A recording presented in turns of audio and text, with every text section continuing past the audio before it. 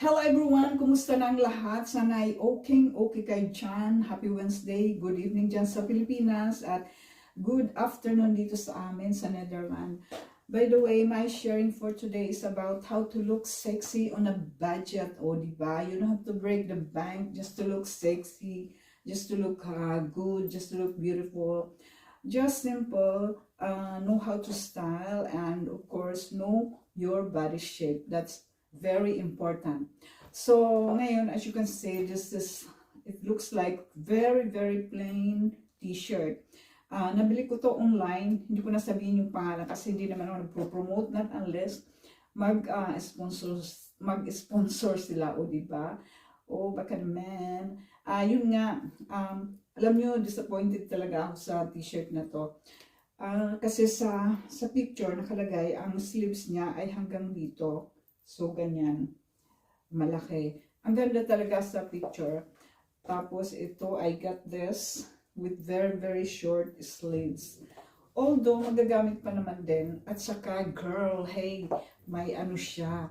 May pa-wow effect. O, gusto nyo, iikot na tayo. Tan-tan-tan. O, diba? Yan yung sinasabi ko. Yan. O diba? Sexy siya. O diba? Sexy. You don't have to wear miniskirt. You don't have to wear yung mga labas ang cleavage. Although, hindi ko naman sinabi yung wag nyo isuot yung mga nyo dyan. It's all up to you. But for me, sexy, it's not always about short miniskirt and palabas ng cleavage. No.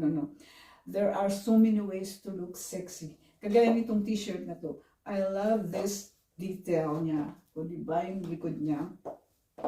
Talagang perfect siya for summer. And pwede rin kahit hindi summer, mag-ano na lang kayo ng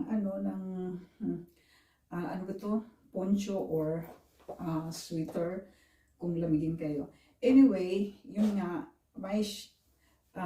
my point is, you don't have to break the bank to look sexy. And then, depende rin yan sa inyong pag-style. So, ako, pinarisan ko nitong high-waisted slack pants, and then pointed pumps. Ito. Tama lang ang taas niya. You can wear this for shopping the whole day. And then, yun nga, ang isa pang tips ko ay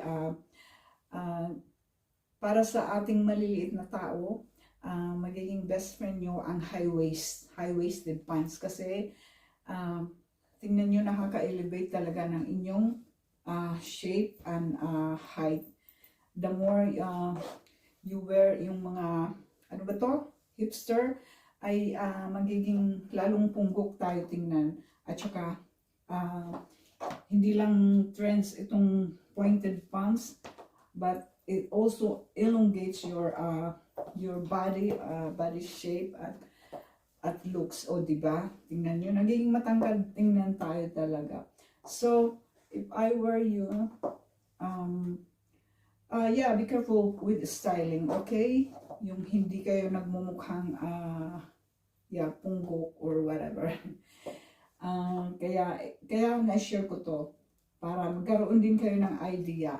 Hindi ko naman sinabing gayahin nyo ako, but I'm happy kung nagugustuhan niyo yung mga style ko. I'm very happy. Of course, I appreciate it so much. Kaya I'm happy to share this, okay?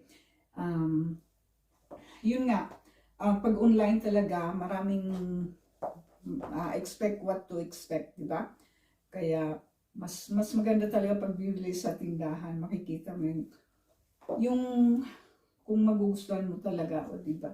Pero ito, ang ano lang naman, problema, yun nga, yung sleeves niya, hindi katulad sa picture na nakita ko sa online. Kaya, ayan. Okay, thank you so much for watching. I hope you like this video. Don't forget to follow me and share this video. Ito, parisan ko na lang ng clutch bag, o di ba, bagay din. Yes, this is my OOTD. And thank you so much for watching. I hope you like this. And I'll see you on my next video, okay? Bye-bye.